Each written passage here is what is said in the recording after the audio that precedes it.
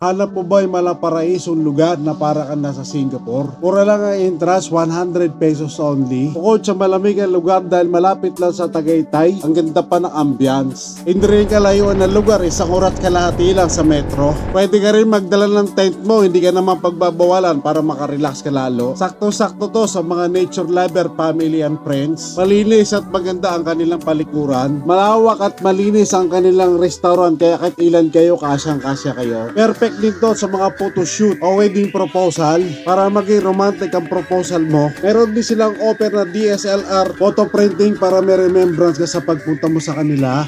Before we enter, may entrance picture lang po. Entrance picture po. Okay po. Dito lang to sa Perlas ng Silang, matatagpuan sa Purok Barangay Pulong Bunga, Silang, Cavite.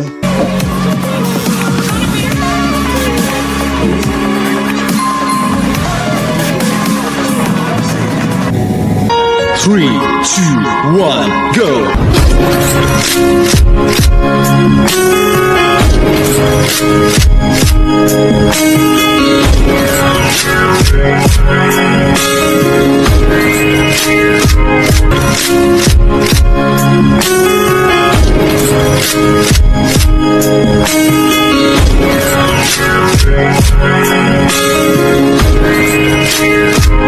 So hello guys, mapagpalang araw po sa inyo lahat. Bali papunta po kami ngayon doon sa isang ocular inspection namin na supply installation. So malapit dito sa area ng Perlas ng Silang. So sabi ko kay Mrs. dumaan tayo doon after ng ating ocular inspection.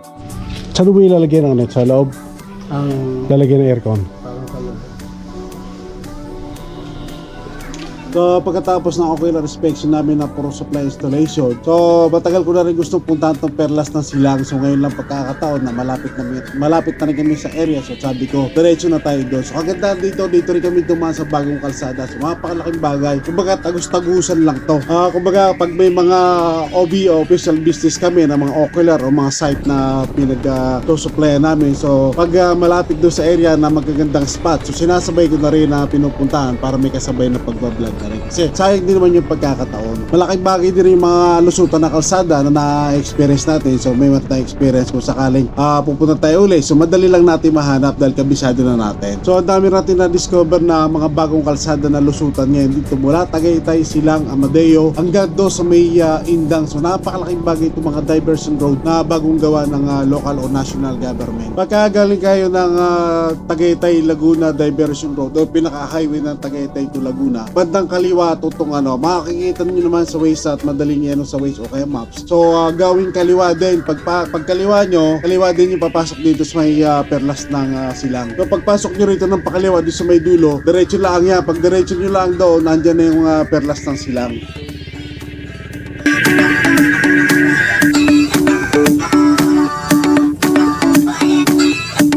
So bandang alas 3 ng hapon, andito na kami sakto. Malawak din naman yung kanilang parking. Ito yung pinaka-parking nila. Ito sa kabila na to. Meron dito sa kabila doon gawing kaliwa. So malaki yung parking nila. Wala kayong pag-aalala rin sa pagdating sa parking.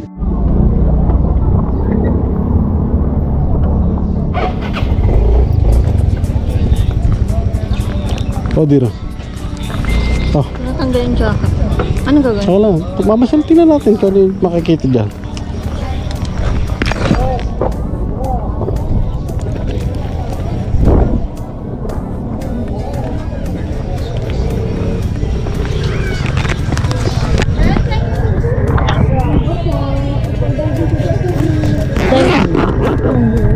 Pwede rin yan. Dahil naman tayo.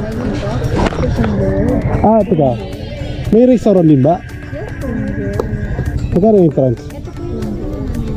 Meron lang po tayong minimum na 300 per hand. Since dalawa po kayo, kailangan niyo po makonsume yung 600 per hand. Pag na-consume niyo po yung free entrance. Pero pag entrance lang, magkano? 100 po pang head. Kala ko 80. Sige. Hindi na po, pag senior po.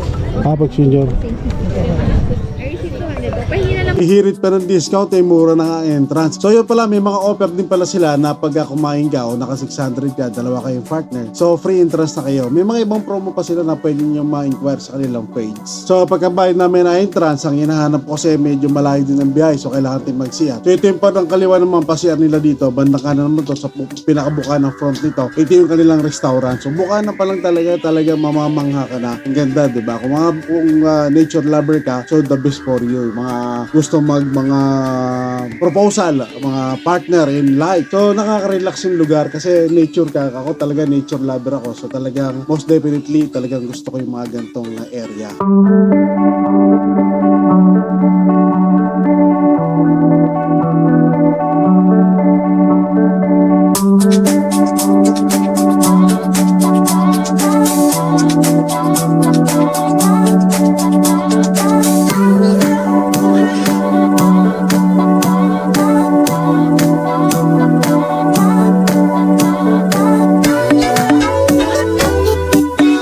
So ito naman yung kanilang dining restaurant. So malawak din, maraming lamesa. O kahit marami kayo, company, family. So no worry kasi malaki. Marami silang mga lamesa and malawak yung area. So marami din mga menu na pwede nyo ma-order dito. And then may mga promo sila na nandun sa yan nyo lang sa page nila.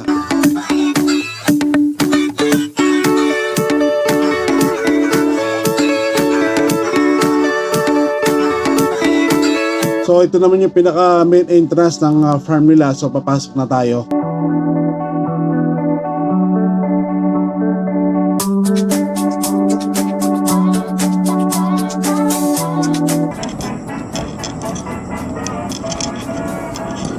Dalawa lang po kayo, sir. Before we enter, may entrance picture lang po tayo. Entrance picture po.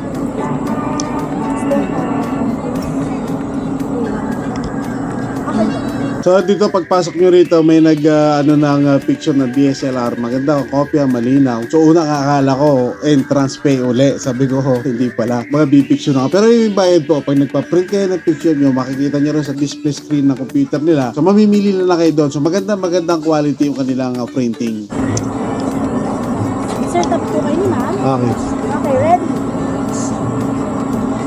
So pagkatapos ng picture namin na touch sa point na naman kami mag-ikot-ikot naman. So talagang sa Bukana pa lang nagustuhan ko na yung development area, yung ambience, malamig na rin dahil malapit na rin sa Tagaytay.